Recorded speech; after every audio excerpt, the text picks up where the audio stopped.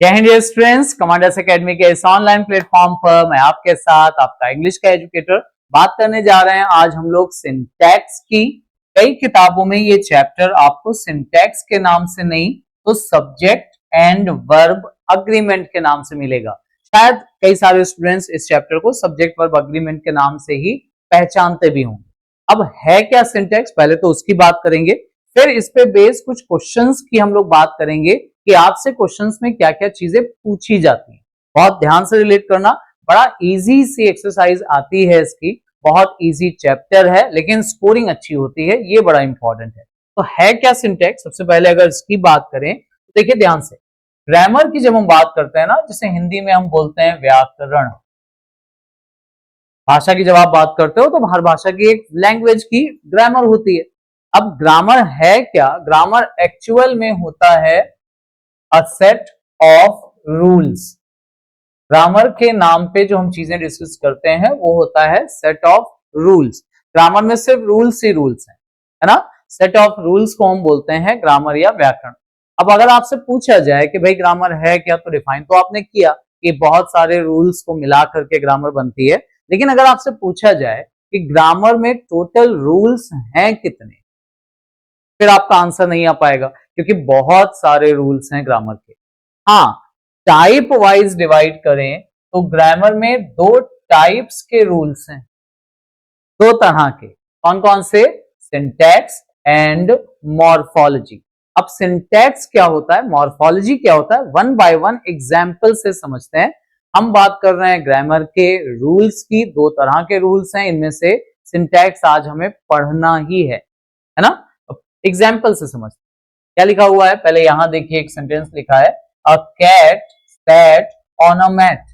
एक cat mat पर बैठी। दूसरा बोला गया, a mat sat on a cat. अब बताइए क्या ये सेकंड वाला सेंटेंस सही है? दोनों सेंटेंसेस को अगर आप देखो और आपसे पूछा जाए कि बताइए इन दोनों में से कौन सा सेंटेंस सही है कौन सा गलत है, आपका सीधा सा आंसर आएगा कि सिर्फ पहला वाला सेंटेंस तो सही है, सेकंड वाला गलत है।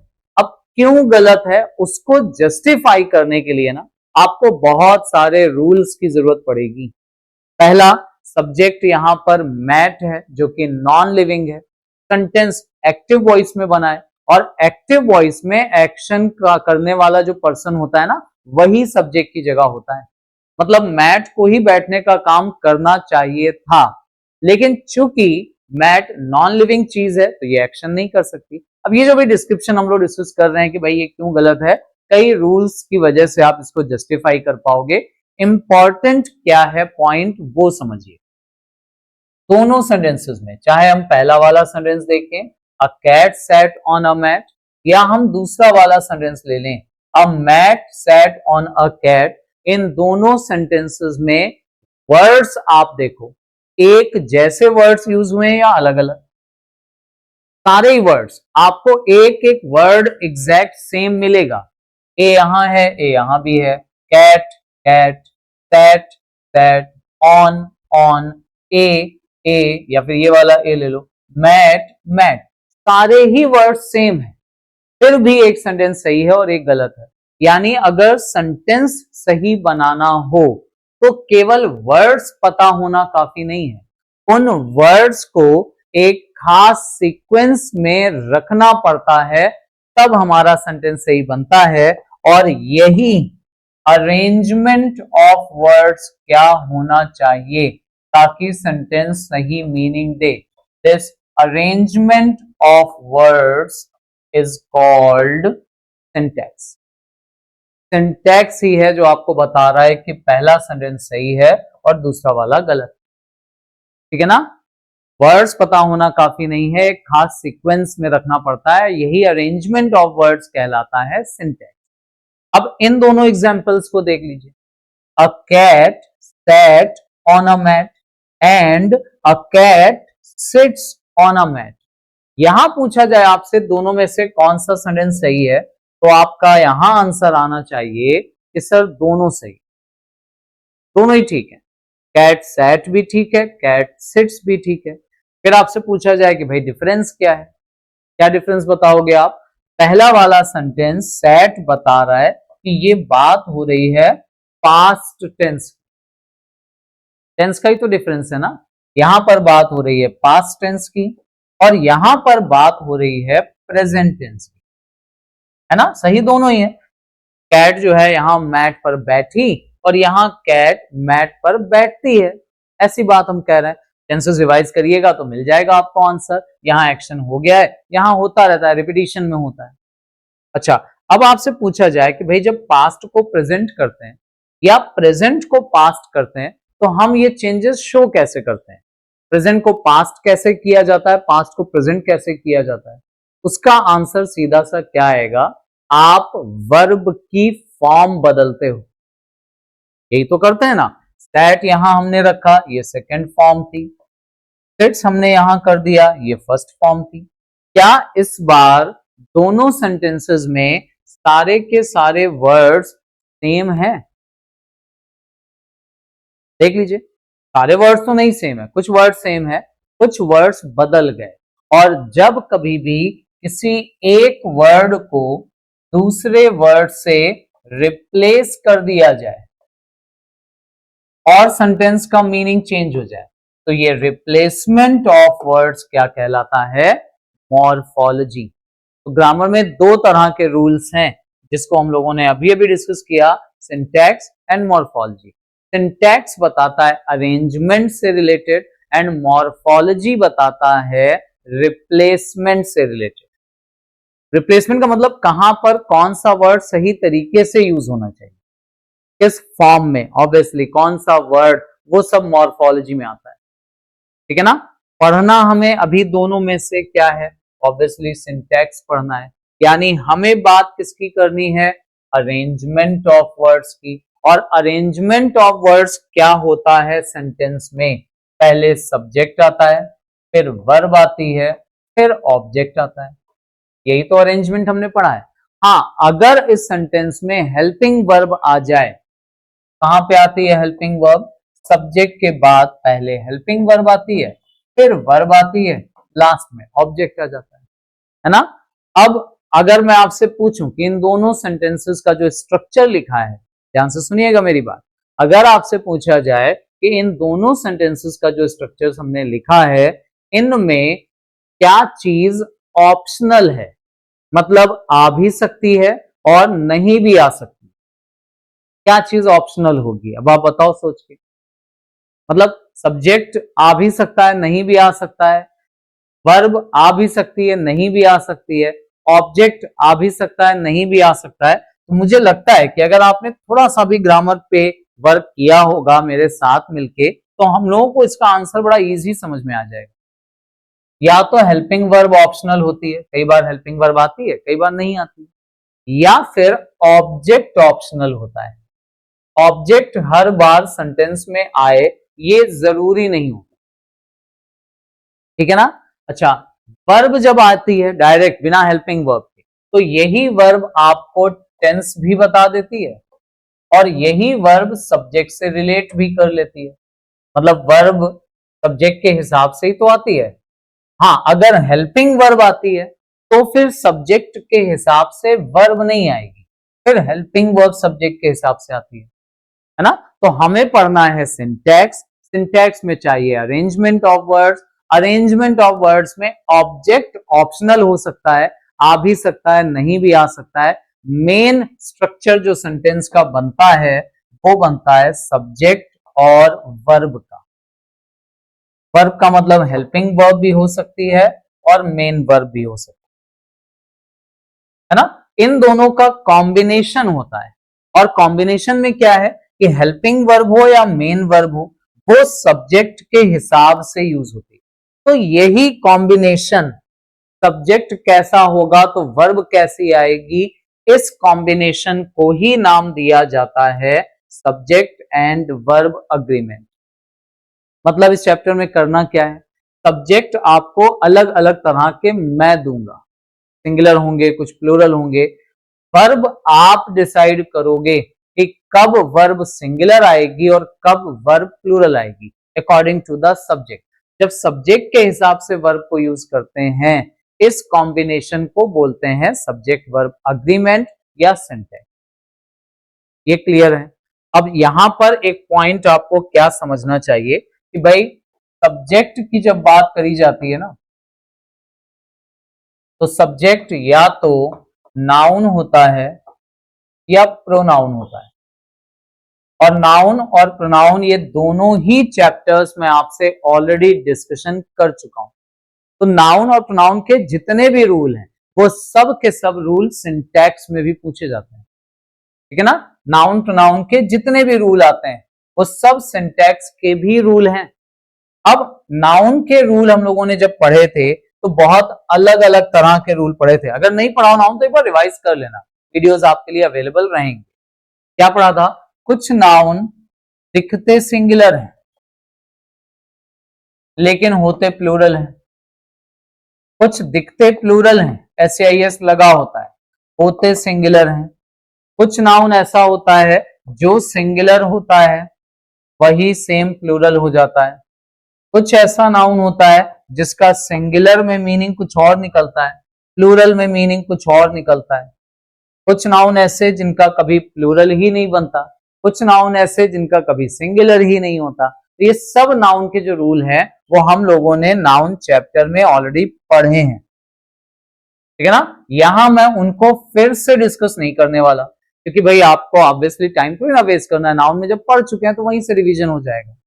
हाँ, प्रोनाउन को जब आप सब्जेक्ट बनाते हैं इनके साथ वर्ब कैसी यूज होनी चाहिए वो बात ऑब्वियसली करनी। अब हेल्पिंग वर्ब भी सब्जेक्ट के हिसाब से कैसी आती है, वर्ब भी कैसी आती है, वो पॉइंट हम लोगों को डिस्कस कर। अब क्या लिखा है? Verbs with pronouns. जब आप प्रोनाउन को सब्जेक्ट बनाते हैं क्या रूल चलता है? अगर प्रोनाउन की जगह आपने आई को यूज किया है तो आई के साथ कौन कौन सी वर्ब आती हैं? इज, एम, आर में से आई के साथ एम आता है। वॉज या वर में से आई वॉज होता है। हैज या हैव में से आई के साथ हैव होता है। डू या डज में से आई के साथ डू होता है। और जब आई के साथ वर्ब फर्स्ट फॉर्म में आती है तो उसमें एस या ईएस नहीं लगा होता। मतलब आई गो होता है या आई गोज होता है, ये आप बता दो। सीधे वर्ब अगर आएगी तो ये कॉम्बिनेशन आपको याद रखना है। आई के साथ वर्ब की फर्स्ट फॉर्म में एस या एस नहीं लगाया जाता, सही फ्रेज होता है आई गो, ठीक है ना। सेकेंड फॉर्म सब्जेक्ट के हिसाब से आती नहीं है, third form ING form subject के हिसाब से नहीं आती। तो यही वर्ब की फॉर्म है जो सब्जेक्ट के हिसाब से आपको यूज करनी। तो उनमें आई के साथ क्या क्या आएगी वो हमने मेंशन की। सेकेंड, अगर सब्जेक्ट की जगह यू हो, वी हो, दे हो, ये तीनों ही वर्ड्स प्लूरल हैं या कोई भी प्लूरल सब्जेक्ट, नाउन भी आ गया इसमें, इनके साथ इज, एम, आर में से आर आता है। वॉज या वर में से वर आता है। हैज या हैव में से हैव आता है। डू या डज में से डू। और अगेन जब वर्ब की फर्स्ट फॉर्म आएगी यू के साथ, वी के साथ, प्लूरल सब्जेक्ट के साथ, दे के साथ, तो उसमें भी एस या एस नहीं लगा होगा। क्रॉस कर दिया मैंने इसीलिए, ठीक है, नहीं लगा होगा। इसका मतलब we go, they go, you go, direct बोलते हैं, ठीक है। लेकिन जब सब्जेक्ट की जगह ही, शी, इट या कोई भी सिंगुलर सब्जेक्ट दिया जाए, कौन कौन सी वर्ब आएंगे इनके साथ?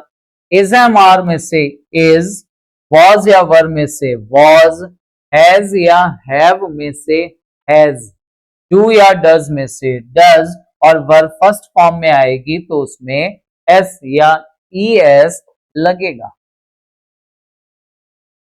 कैसे याद रख सकते हो? एस फॉर सिंगुलर अगर आपने याद रखा, सिंगुलर ना, देखो इज में भी एस है, वॉज में भी एस है, हैज में भी एस है, डज में भी एस है, और वर्ब में भी एस या एस लगा। तो एस या एस वाली वर्ब एस फॉर सिंगुलर के साथ आती है, सिंगुलर के साथ, ये पॉइंट ध्यान रखिएगा। अब अगर ही के साथ आपको गो वर्ब को लिखना है तो आप ऐसे लिखोगे, ही गोज, ठीक है ना। वर्ब के साथ एस कब लगता है? जब सब्जेक्ट सिंगुलर होता है। तो ये हमने प्रोनाउन के साथ वर्ब को यहां पर चेक किया। सब्जेक्ट जब हमारा सिंगुलर हो या प्लूरल हो तो ये वर्ड आपको ऐसे यूज करना। पहला रूल हुआ ये। सेकेंड रूल आता है कि जब सब्जेक्ट में हम कुछ ऐड करना शुरू करें। क्या रूल है? अभी बड़ा इंपॉर्टेंट रूल है, ध्यान देखिए। When two subjects are joined using and, जब दो सब्जेक्ट को एंड से जोड़ा जाए, जैसे रोहन एंड सोहन, बताइए इज होगा कि आर होगा? ये आपसे दो वर्ड देकर के पूछा जा रहा है। सही answer responsible for their loss. क्या होगा सही आंसर? देयर भी ठीक है, याद रखना। देयर इसलिए क्योंकि हम दोनों की बात कर रहे हैं और एंड से जोड़ रहे हैं। क्या एंड एक की बात करता है या एक से ज्यादा की बात करता है? जस्टिफाई करिए। एंड का मतलब और मतलब रोहन और सोहन दो लोग हैं, और अगर दो हैं तो वर्ब आएगी प्लूरल और आगे आने वाले प्रोनाउन भी प्लूरल हो जाएंगे। तब जब दो सब्जेक्ट्स को एंड से जोड़ा जाए, तब ये रूल है। हेल्पिंग वर्ब या main verb is used in plural form. ये क्लियर है? इतना समझ में आ रहा है? अच्छा, केवल एंड को ही देख के हर बार डिसाइड नहीं कर सकते, ये भी ध्यान रखना। यहां पर दो नाम लिखे, आप ऐसे भी बोल सकते हो कि सर दो नाम लिखे हुए हैं इसलिए भी ये दो लोग हैं। बात आपकी यहां भी ठीक है, बट दो नाम कई बार बड़ा कंफ्यूज कर देते हैं। अगर हम यही सेंटेंस ऐसे लिखते, रोहन और एंड की जगह लगा देते ए और फिर लिखा गया होता, चलो यही सोहन नाम ही लिख लेते हैं, और दो ऑप्शंस आपको दिए गए होते, बताइए भाई इज होगा या आर होगा?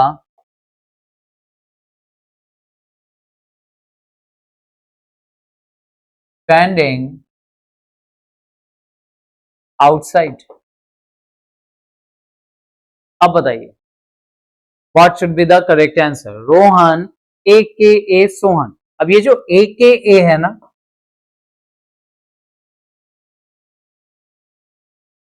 इसका फुल फॉर्म होता है also known as. Also known as, इसी को हम उर्दू में ऐसे भी बोलते हैं उर्फ। उर्फ का मतलब होता है कि रोहन जिनको एक और नाम से जाना जाता है, सोहन। अब बताइए क्या ये दोनों पर्सन अलग अलग हैं या सेम है? सेम हो गया ना। Rohan also known as Sohan, Rohan का ही नाम ये हो गया। तो जब ए लगा के दो नाम को जोड़ा जाए, तब जो वर्ब आप यूज करोगे दैट इज सिंगुलर। ये सिंगुलर होगी। बात समझ में आ रही है? अभी सिंगुलर और प्लूरल के ही क्वेश्चंस बस बनने। यहां प्लूरल था क्योंकि एंड लगा के दो सब्जेक्ट को जोड़ रहे थे। ये एंड भी हर बार काम नहीं आता, ये भी देख लीजिएगा। देखो क्या लिखा हुआ है, when two subjects are joined using and, जब आप दो सब्जेक्ट को एंड से जोड़ें, but a common article is used with them, एक कॉमन आर्टिकल उनके साथ हम लगा लें। अब कॉमन आर्टिकल का मतलब क्या है? फिर देखो, द हेल्पिंग वर्ब और main verb is used in singular form, but इसी का एक और एक्सेप्शन है, सब्जेक्ट्स टेक इंडिविजुअल आर्टिकल्स। अगर सब्जेक्ट इंडिविजुअल आर्टिकल लेने लगे तो फिर हेल्पिंग वर्ब या मेन वर्ब प्लूरल फॉर्म में आती है। अब ये रूल थोड़ा सा हो सकता है आपको कंफ्यूजिंग लगे, एग्जाम्पल से बड़ा इजी हो जाएगा। ये क्या लिखा हुआ है, अ ब्लैक एंड व्हाइट काउ, दो ऑप्शंस दिए हैं, इज या आर स्टैंडिंग आउटसाइड। बताइए इज होगा या आर होगा? अब ये इज और आर इस बात पर डिपेंड करेगा कि भाई काउ कितनी है। कलर तो दो दिख रहे हैं हमें, ब्लैक एंड व्हाइट, लेकिन दो काउ हैं, एक ब्लैक है एक व्हाइट है, या एक ही काउ है ब्लैक एंड व्हाइट है? कैसे पता चलेगा? जस्ट इसके नीचे वाला एक और एग्जांपल देख लीजिए, a black and a white cow. क्या डिफरेंस समझ में आया? जब हम ब्लैक एंड व्हाइट के साथ एक आर्टिकल यूज करते हैं, यही लिखा हुआ है कॉमन आर्टिकल यूज करते हैं, कॉमन आर्टिकल, तब वर्ब सिंगुलर यूज होती है, यानी पहले में एक काऊ है और वही ब्लैक एंड व्हाइट है। सही आंसर होगा यहां पर इज स्टैंडिंग आउटसाइड। लेकिन सेकंड में आ ब्लैक एंड आ व्हाइट काऊ है, मतलब इंडिविजुअल आर्टिकल्स लग रहे हैं, एक आर्टिकल यहां और एक आर्टिकल यहां, इंडिविजुअल आर्टिकल यूज किए जा रहे हैं, a black and a white. Answer होगा आर स्टैंडिंग आउटसाइड। देख रहे हैं, अब इंडिविजुअल आर्टिकल और कंबाइन या कॉमन आर्टिकल, इसका मतलब अगर आपको समझ में आ रहा हो तो जरा बता दीजिए।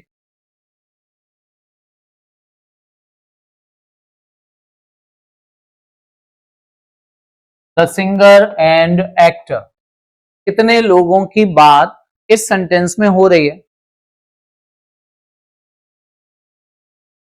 द सिंगर एंड एक्टर, अगर आप ध्यान से देख पा रहे हो तो आर्टिकल एक ही लगा हुआ है, और जब एक आर्टिकल लगा है तो इसका मतलब क्या होता है कि जो सिंगर हैं वही एक्टर भी हैं।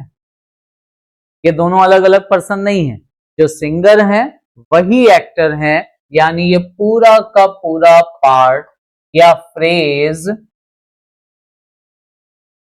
सिंगुलर यूज होगा। लेकिन जैसे ही इस फ्रेज को हम थोड़ा सा चेंज करें और यहां लिख दें the singer and the actor, the singer and the actor, अभी कितने लोग हो गए यहां पर? तो एक सिंगर और एक एक्टर, दो अलग अलग पर्सन है, यानी अब इस फ्रेज को हम पूरा का पूरा प्लूरल यूज करेंगे। प्लूरल मतलब आगे आने वाली वर्ब भी प्लूरल, आगे आने वाले सारे प्रोनाउंस भी प्लूरल, ठीक है ना? याद रखिएगा, द सिंगर एंड एक्टर में एक पर्सन है, the singer and the actor में दो लोग हैं अलग अलग। तो ये छोटा सा केस आपको ध्यान रखना है, अगर एक आर्टिकल लगा है तो वर्ब सिंगुलर, अलग अलग इंडिविजुअल आर्टिकल आए तो प्लूरल। ठीक, अब इसमें एक पॉइंट और ऐड कर लेते हैं। देख लो, हम एंड, पहले हमने सिंगुलर की बात की, एक सब्जेक्ट की, सिंगुलर है या प्लूरल है उसके हिसाब से वर्ब, फिर एंड लगाया, ए के ए लगाया कि भाई दो नाम हो और ए के ए दे दिया जाए तब भी सिंगुलर। आर्टिकल भी हमने देख लिया, इसी में एक पॉइंट और ऐड होता है कि जब दो सब्जेक्ट्स को एंड लगाकर जोड़ा जाए but they represent a single unit, जब वो सिंगल यूनिट को शो करने लगे। सिंगल यूनिट का मतलब क्या है? इनको बोला जाता है parcel noun. The helping verb और main verb is used in singular form. बताइएगा, क्या हम पेन और इंक अलग अलग यूज करते हैं? पेन अलग यूज करते हैं, इंक अलग यूज करते हैं? अगर करते हैं तब तो केस ही अलग है। जनरली बता दीजिए, क्या पेन और इंक अलग अलग यूज करी जाती है? नहीं। पेन एक अलग नाउन है ना, टू सब्जेक्ट्स हुए, पेन एक अलग सब्जेक्ट है, इंक एक अलग सब्जेक्ट हो गया। लेकिन दो नाउन एंड लगाकर जोड़े जाएं और वो मिलकर बना दें वन यूनिट, एक यूनिट की तरह से यूज किया एज वन यूनिट, तब इस तरह के नाउन को नाम दिया जाता है पार्सल नाउन। और अगर ये मिलके एक यूनिट बना रहे हैं तो वर्ब ऑब्वियसली कैसी आएगी? सिंगुलर फॉर्म में, ठीक है ना? ये भी एंड का ही रूल है, देखो एंड लगा है बट उसके बाद भी ये सिंगुलर यूज हो रहा है। अब क्या याद रखना है इसमें, कौन कौन से आते हैं पार्सल नाउन? देखिए, ब्रेड एंड बटर, या कई बार ब्रेड एंड जैम या ब्रेड एंड मिल्क दे दिया जाता है। स्लो एंड स्टीडी, धीरे धीरे लेकिन लगातार काम करने वाला पर्सन। स्टीडी का मतलब होता है लगातार जुटा रहने वाला पर्सन, ठीक है ना? राइस एंड करी, पेन एंड इंक, देखो आ गया ना, क्राउन एंड ग्लोरी। इसमें एक फ्रेज आप चाहो तो और ऐड कर सकते हो, इसको हम लोग लिख सकते हैं घोड़ा गाड़ी, यानी हॉर्स एंड कार्ट।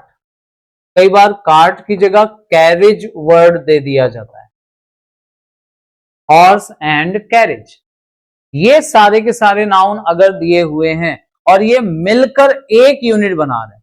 फिर ध्यान रखना बेटा, ये मिलकर एक यूनिट बनाने चाहिए तब इनको सिंगुलर यूज करना है, अदरवाइज हर जगह नहीं लगाएंगे कि सिंगुलर ही होगा। देखो एक ड्रिंकिंग एंड ड्राइविंग, अब दो ऑप्शन दिए गए, इज या are the main cause of accidents. आप बताइए, ड्रिंकिंग अलग हैबिट है, ड्राइविंग अलग हैबिट है, लेकिन वो मेन कॉज ऑफ एक्सीडेंट्स तब बनता है जब कोई पर्सन ड्रिंक करके ही ड्राइव करता है। ड्रिंकिंग एंड ड्राइविंग मिलके एक यूनिट बना रहे हैं, सही आंसर होगा is the main cause of accident. Main cause of accidents भी दिया जा सकता। अब देखिए, इंक्रीजिंगली एनोइंग हॉन्किंग, हॉन्किंग मतलब होता है हॉर्न बजाना, ठीक है ना, जब बाइक वगैरह पे आप हॉर्न बजाते हैं उसको हॉन्क कहते हैं। डोंट हॉन्क, कई जगह आपको साइन बोर्ड लिखा हुआ मिलेगा, स्पेशली हॉस्पिटल्स या गवर्नमेंट ऑफिसर्स जो होते हैं ना, उनके ऑफिसर्स के जो ऑफिस होता है उनके बाहर, गवर्नमेंट हॉस्पिटल हो गए, नॉर्मल जो हॉस्पिटल्स हैं, डिस्टर्बेंस ना हो, वहां पर पेशेंट्स को परेशानी ना हो, इसलिए उस पर लिखा होता है डोंट हॉन्क, मतलब यहां खड़े होकर के हॉर्न नहीं बजाते रहना, ठीक है ना। इंक्रीजिंगली एनोइंग हॉन्किंग, लगातार हॉर्न बजाना, and extremely horrifying speeding of bikes, bikes को तेज रफ्तार में चलाना, दोनों ही टेंशन ऑफ कॉमन मैन है। अब है तो दोनों ही चीजें टेंशन, हॉर्न लगातार बजा रहा है पर्सन, वो भी एनॉय करने वाला, इरिटेट करने वाला बात है, ठीक है ना, और स्पीडिंग, ओवर स्पीड में चला रहा है पर्सन, ऐसी स्पीड कि भाई देख के डर लग रहा है कहीं लड़ ना जाए, किसी को ठोकर ना मार दे पर्सन, तो ये स्पीडिंग ऑफ बाइक, दोनों ही चीजें डेंजरस हैं, टेंशन भी है लोगों को। लेकिन यहां जो बोला जा रहा है ना, कोई पर्सन जब हॉर्न बजाते बजाते ही बाइक को स्पीड में चला रहा हो, दोनों एक साथ जब यूज होती हैं तब वो बड़ी टेंशन बनती है। इज का यूज यहां करेंगे, is tension to the common man. देख रहे हैं, लगातार हॉर्न बजाते चले जा रहे हैं, स्पीड में बाइक उड़ाते चले जा रहे हैं, ये दोनों मिल के कॉमन मैन की टेंशन, अलग अलग तो हैं ही लेकिन यहां अलग अलग बात हम कर नहीं रहे हैं, इसलिए यहां पर इज सिंगुलर। फिर ध्यान रखना बेटा, ये नाउन जो हम लोग पढ़ रहे हैं ना, पार्सल नाउन, ये बड़ा कंफ्यूजिंग हो जाता है अगर आपने छोटी सी चीज मिस कर दी तो।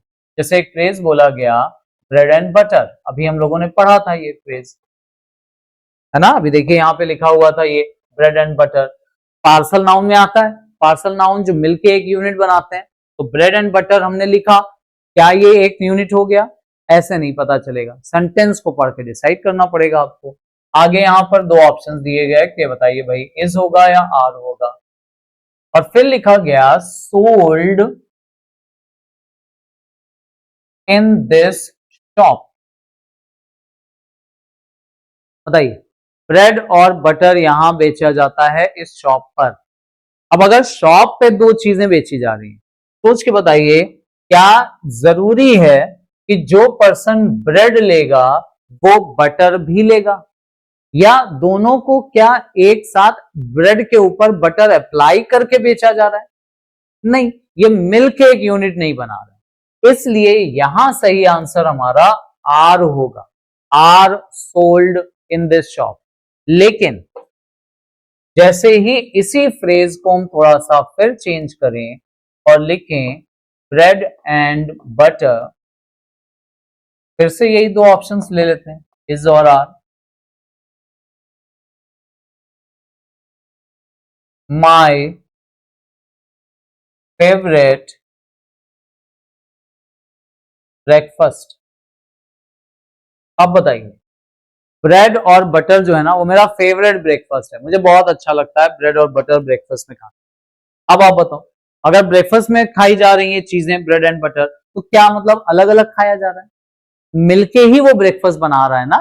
तो ब्रेड एंड बटर इस सेंटेंस के अकॉर्डिंग अगर आप देखोगे तो इज होगा सही आंसर।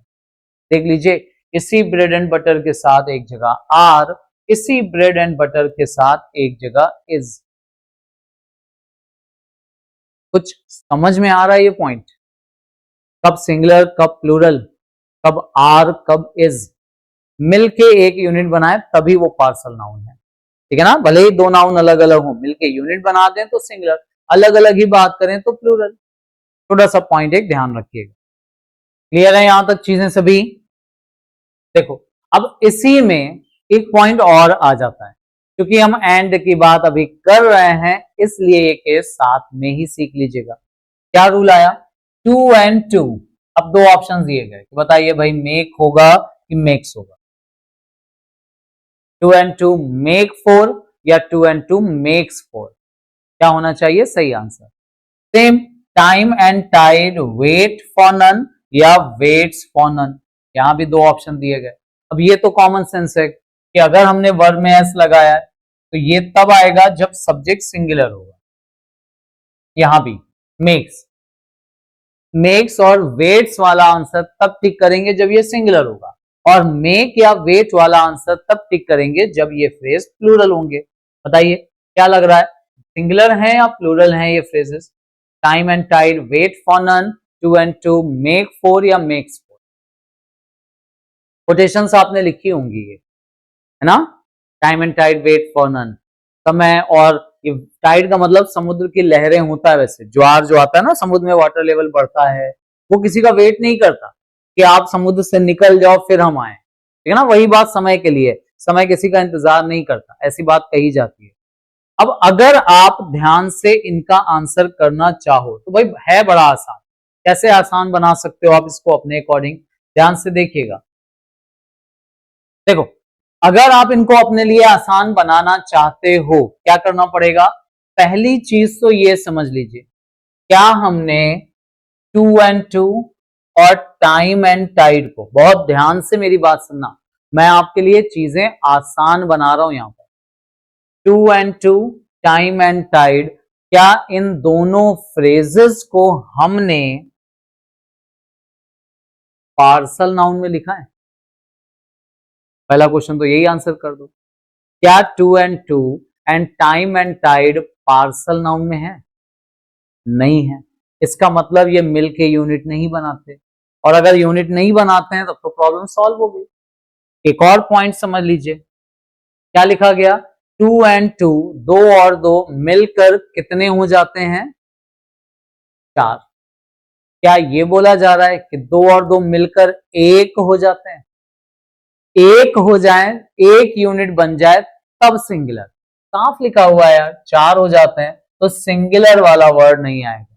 किसी क्लास में 2 लड़के हों, 2 लड़कियां बैठी हों, तो आपको टोटल 4 स्टूडेंट्स दिखाई देंगे, क्या वो मिलकर एक हो जाएंगे? नहीं।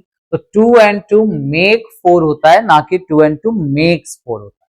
ये पॉइंट ध्यान रखना। दूसरा, टाइम एंड टाइड, क्या ये मिल के किसी का इंतजार नहीं करते ऐसा बोला जा रहा है?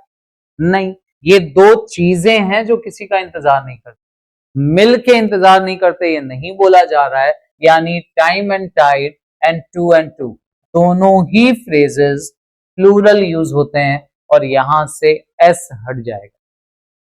Time and tide wait for none होता है, 2 and 2 मेक 4 होता है। ठीक है, छोटा सा पॉइंट है बट बड़ा इंपॉर्टेंट है।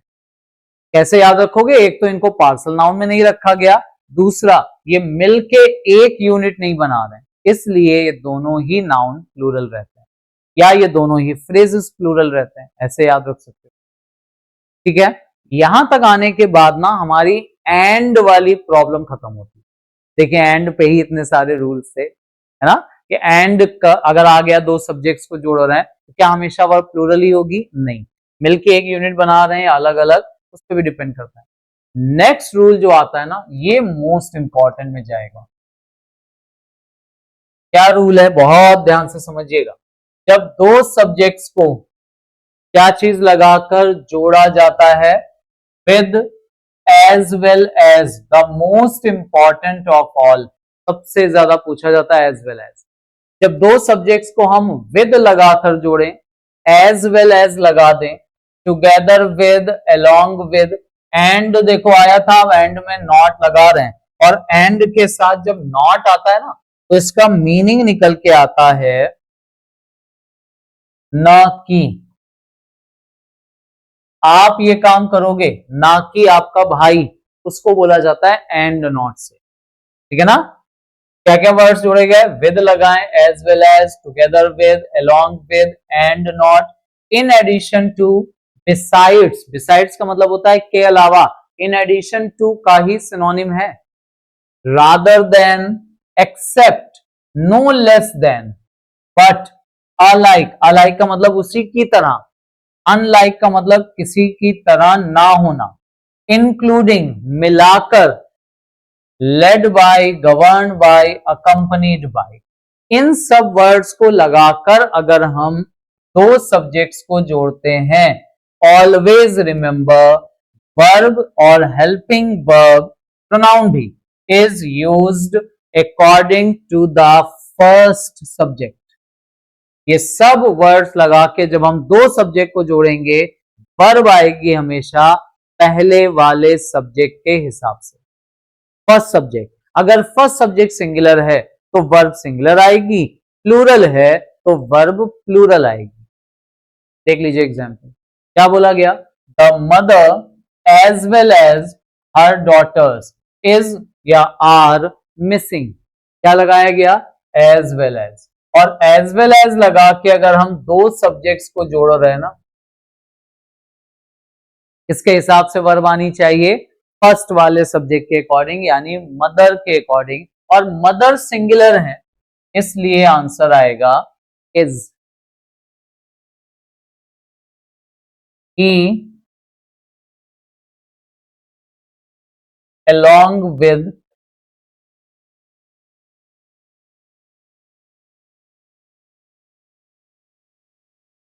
his friends, along with से जोड़ा गया, he along with his friends, दो ऑप्शंस दिए गए,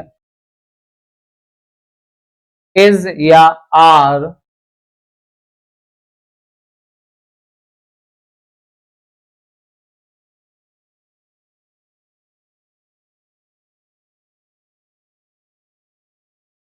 बताइए क्या होगा सही sentence?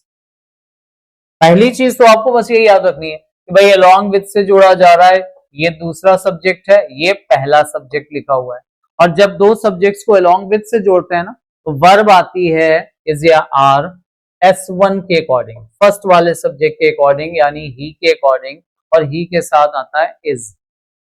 He along with his friends is doing, अब अगेन देयर नहीं, यहां भी प्रोनाउन आएगा फर्स्ट के हिसाब से, हिज होमवर्क होगा। ठीक है ना? पॉइंट ध्यान रखिएगा, हिज होमवर्क। क्यों? S1 के अकॉर्डिंग। ही अलाइक, अलाइक का एक एग्जांपल दे रहा हूं, ही अलाइक हिज ब्रदर्स। अब देखो जनरली मैं आपको जो भी एग्जांपल दे रहा हूं, एक प्लूरल सब्जेक्ट दे रहा हूं, एक सिंगुलर, ताकि आपको याद रहे कि वर्ब किसके हिसाब से आ रही है। दोनों सिंगुलर हो तब तो कोई रूल ही नहीं है, किसी के अकॉर्डिंग भी लगा लो। दोनों प्लूरल हो तो भी कोई इश्यूज नहीं, भाई किसी के भी हिसाब से लगा लो, प्लूरल ही होगा। हालांकि आती S1 के अकॉर्डिंग है, ध्यान रखिएगा। ही अलाइक हिज ब्रदर, वो अपने भाइयों की तरह, वांट या फिर वांट्स, दोनों ऑप्शन है। अभी एस कब लगेगा? जब सिंगुलर होगा। एस नहीं लगेगा अगर प्लूरल होगा। वांट या wants to join the army, बताइए वो अपने भाइयों की तरह आर्मी ज्वाइन करना चाहता है, मतलब उसके भाइयों ने जैसे ज्वाइन किए ना, वैसे ही वो भी ज्वाइन करना चाहता है। अच्छा, इस तरह के सेंटेंसेस में जो वर्ब आती है फर्स्ट वन के अकॉर्डिंग आएगी, लाइक लगा है S1 के अकॉर्डिंग, क्या होगा सही आंसर? वांट्स। एक चीज और बता देता हूं, इस सेंटेंस का बिल्कुल सही मीनिंग आपको तब समझ में आता है, और अच्छे से लिखते ऐसे ही हैं, लेकिन और अच्छे से समझ में तब आएगा जब ये वाला पार्ट उठाकर आप सेंटेंस के बिल्कुल लास्ट में एकदम पढ़ के देखोगे। जानते हैं सही सेंटेंस क्या होता है? ही wants to join the army, वो आर्मी ज्वाइन करना चाहता है अपने भाइयों की तरह, like his brothers। ये मीनिंग अच्छे से समझने के लिए यहां भी along with his friends को उठाकर सबसे लास्ट में रख के देखो, आराम से समझ में आएगा सेंटेंस का meaning. He is doing his homework along with his friends. The mother is missing as well as her daughters. Actual subject first वाला होता है। एक और सेंटेंस देख लेते हैं, क्या बोला गया स्टेटमेंट, नथिंग बट वाला एग्जाम्पल। अब बट भी आपको याद रखना है बेटा, देख लो एक्सेप्ट जैसे आता है ना, यहाँ पे एक्सेप्ट की जगह पर ही आप बट का, ये देखो ये बट लिखा हुआ है, इसका यूज भी कर सकते हो, है ना। तो बट और एक्सेप्ट का सेम मीनिंग आता है। नथिंग बट ट्रीज, दो ऑप्शंस हैं,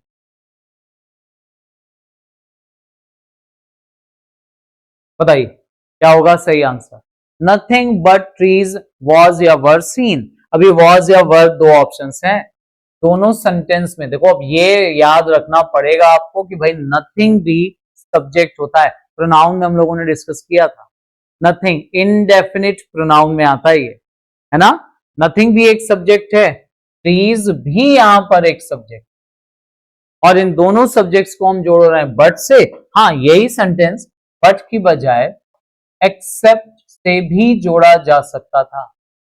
नथिंग बट ट्रीज या नथिंग एक्सेप्ट ट्रीज, बताइए वॉज या वर, किसके हिसाब से वर्ब आनी चाहिए। एंड आई एम श्योर कोई डाउट नहीं होगा, S2 S1 दो सब्जेक्ट हैं, बट या एक्सेप्ट से जोड़ रहे हैं, वर्ब आएगी according to the first subject, first वाला सब्जेक्ट यानी नथिंग के हिसाब से। अब nothing, something, someone, somebody, indefinite pronoun सब सिंगुलर होते हैं, तो सही आंसर हमारा आएगा nothing but trees was seen, nothing except trees was seen. और फिर आपको सही मीनिंग तब समझ में आएगा जब ये पार्ट उठा करना आप एकदम लास्ट में रखोगे। एक्चुअल सेंटेंस ये है,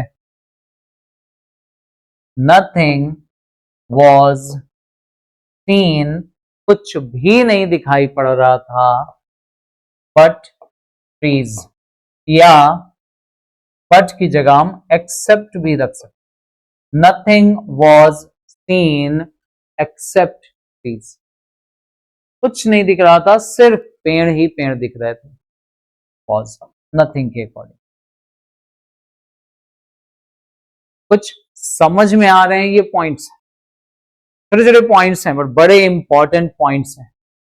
क्या क्या रूल हम लोगों ने पढ़े, सबसे पहला सब्जेक्ट अकॉर्डिंग वर्ब आती है, उसको सिंटैक्स कहते हैं, क्योंकि सब्जेक्ट और वर्ब का अग्रीमेंट ही इंपॉर्टेंट होता है, ठीक है ना। सब्जेक्ट या तो नाउन होता है या प्रोनाउन होता है, तो नाउन सिंगुलर है या प्लूरल है उसके हिसाब से वर्ब आती है। प्रोनाउन के हम लोगों ने केसेस देखे, किस प्रोनाउन के साथ कौन सा वर्ड कैसे यूज होता है, प्रोनाउन में अलग से भी मैंने डिस्कशन किए हैं, ये रूल एक बार रिवाइज कर लीजिएगा। फिर दो सब्जेक्ट्स को जब एंड से जोड़ा गया तब क्या करना है, जब एंड से जोड़ते हैं तो दोनों की बात होती है, इसलिए वर्ब प्लूरल। हाँ, एंड की जगह ए के ए लगा दें, ऑल्सो नोन एज, क्या मतलब निकलेगा, दोनों पर्सन एक ही हो जाएंगे, सिंगलर हो जाएगी वर्ब। एंड अभी जो पढ़ा, एंड लगा के दो सब्जेक्ट्स को जोड़ा जाए बट वो मिलके एक यूनिट बना दे तो सिंगलर हो जाएगा।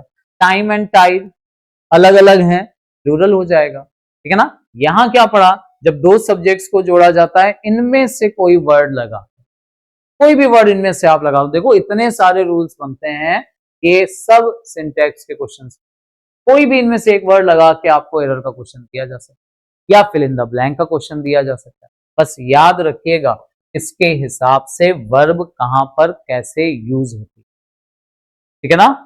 चलिए इतना पार्ट सिंटैक्स का भी आप रिवाइज करो, इसी सिंटैक्स का एक और पार्ट नेक्स्ट कुछ और इंपॉर्टेंट रूल्स और क्वेश्चंस के साथ कंटिन्यू करेंगे हम लोग नेक्स्ट वीडियो, ठीक है ना। तब तक के लिए प्रैक्टिस जरूर कर लीजिएगा, रिवीजन करिएगा, इन सब पॉइंट्स की जरूरत आगे भी हम लोगों को पड़ेगी, ठीक है ना। ऑल द वेरी बेस्ट आप सभी के एग्जाम्स के लिए, बस प्रैक्टिस करते चलिए, हो जाएगा सब सही।